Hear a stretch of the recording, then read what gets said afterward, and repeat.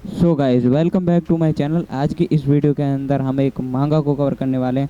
इस मांगा को आपने एनिमे के अंदर बहुत बार देखा होगा, लेकिन आज हम मांगा के अंदर कवर करने वाले हैं। ठीक है, तो वीडियो को स्टार्ट करते हैं। Let's start today's video. रुक जाओ। फर्स्ट चैप्टर के अंदर मार्शल के डेड दिखाए जाते हैं जो चाय पी रहे होते हैं, और वो कहते हैं मार्शल को अब तक आ जाना चाहिए था।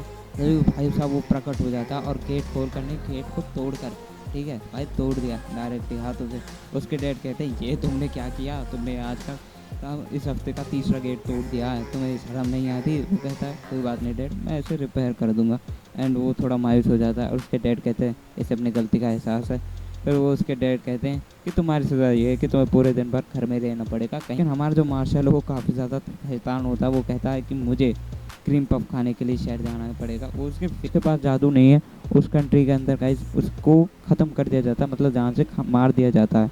ठीक है, फिर उसके बाद शहर में जाकर उसने जैसे ही दुकानदार को क्रीम पफ देने के लिए पैसे दिए, तो उसके हाथों में इतनी पावर थी गाइस कि उसने सिक्कों को मोड़ दिया, मतलब सिक्कों को मोड़ दिया लिटरली। आप सोच सकते हो, दुकान वाला कह रहा भाई ये क्या दे रहा है तू मुझे, फिर वो उसे सीधा करके देता भाई। वो उसका दिमाग ख़राब हो गया, ये क्या किया इसने।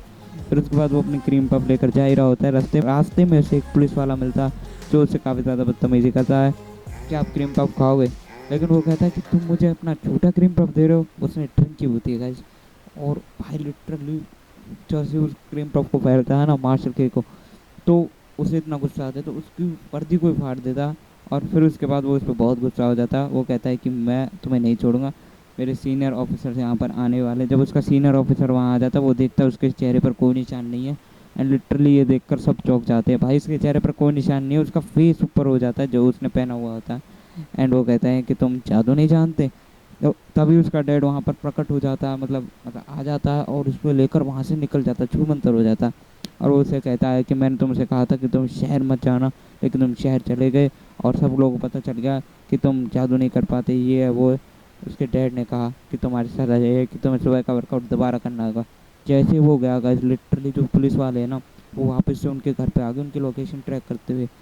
और यहाँ पर जो हमारा मार्शल वो अपने वर्कआउट में बिजी है। उसके डैड को उन्होंने बहुत ज़्यादा कूटा।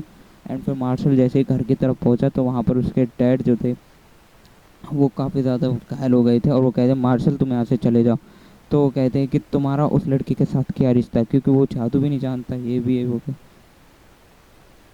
तो वो कहता है कि किसी के साथ रिश्ता वो होता है कि जो ज़िंदगी भर निभाया जाए।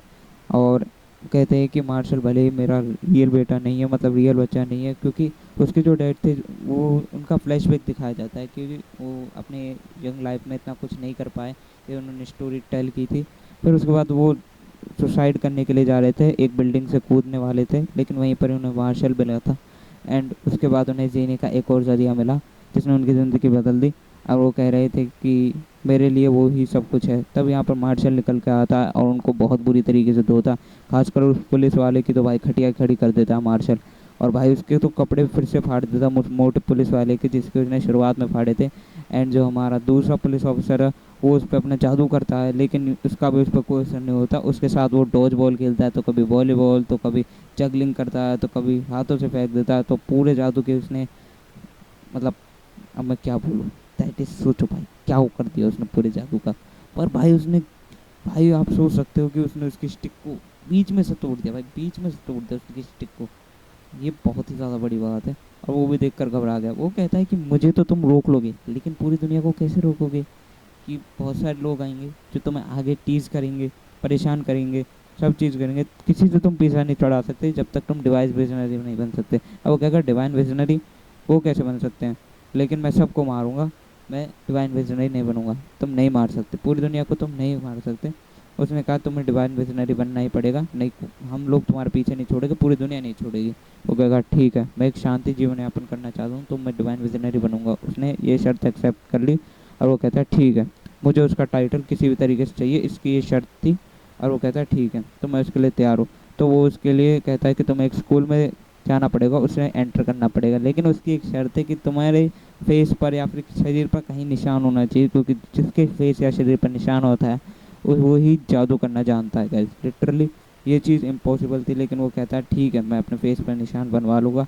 एंड उसके बाद से स्कूल का एक सीन दिखाया जाता है जहाँ पर हमारा जो मार्शल है वो स्कूल की तरफ देखता है, कहता अच्छा ये है तो स्कूल, तो फिर वो उसके बाद ही जो चैप्टर ख़त्म हो जाता है। एंड देखते हैं गाइस नेक्स्ट चैप्टर के अंदर हमारा जो मार्शल है वो डिवाइन विजन बन पाता है कि नहीं बन पाता।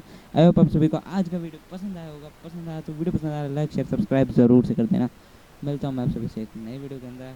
टिल सेफ ऑल सम, बाय बाय।